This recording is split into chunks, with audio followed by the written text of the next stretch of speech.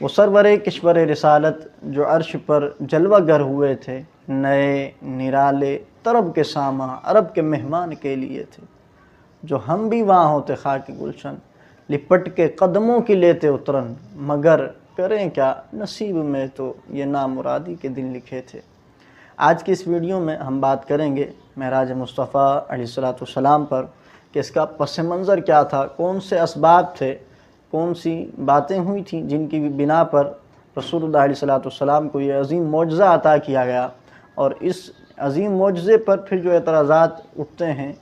وہ اعتراضات یا مسائل، ان کا ہم تذکرہ کریں گے، اور پھر انشاءاللہ ان کے جوابات بھی